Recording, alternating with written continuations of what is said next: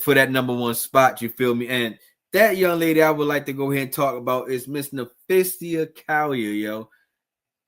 If y'all have not been paying attention to her game, yo, in my opinion, I feel like that she has one of the smoothest games in the W.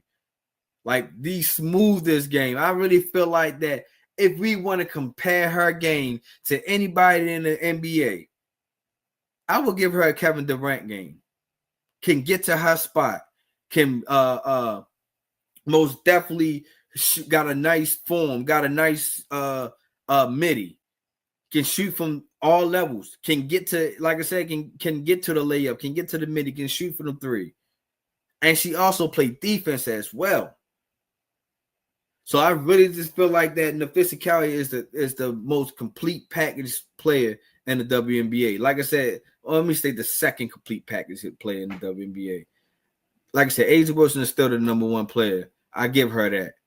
But far as Napheesa Collier, yo, if y'all haven't been paying attention to her, yo, here's a couple things that you should have been paying attention to. Number one, you should have been paying attention to her in the Unrivaled League. If you was late to that party, yo, y'all missed out. Because she was really showing her skills and why. And I'm glad that she was one of the co-founders of that league, yo. She really put herself back on the map, in my opinion, that people should have been paying attention to, was in the Unrivaled League, because she was the Unrivaled MVP.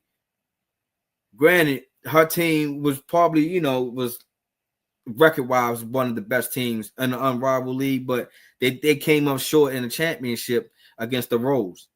But the Napheesa Collier game was just straight buckets, yo. And then she translated that game from the Unrivaled League and made it transition to the W. And then she starting off by winning Player of the Week. Like the third week of the W. She got Player of the Week. And then after that, she wound up getting Player of the Month, the Western Conference Player of the Month. And her averages has been dope. I'm trying to pull them up right now. But as far as when she was Player of the Week, she was averaging 29.5 points, 7.3 rebounds, 2.5 assists per game, 1.8 steals a game, and 1.3 blocks a game. Like, that's big numbers coming from Miss Napheesa Collier, yo. And you know what I mean? It didn't just stop there for her, because Napheesa Collier, when she won Player of the Month, she wound up putting up numbers like, oh man, I thought I had them in order. She put up numbers. Is this it right here? No, this is not the one. There you go, right here. She putting up, for the Player of the Month, she was putting up 26.8 points a game, 7.8 rebounds a game, 3 assists a game, was averaging 1.3 blocks a game. And with her averaging, with those averages, yo, she is helping the Lynx to stay undefeated.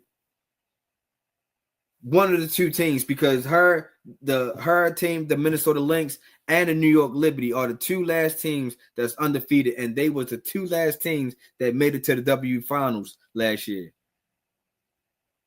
And it looks like that right now she is still hungry and trying to compete and get back to that, yo.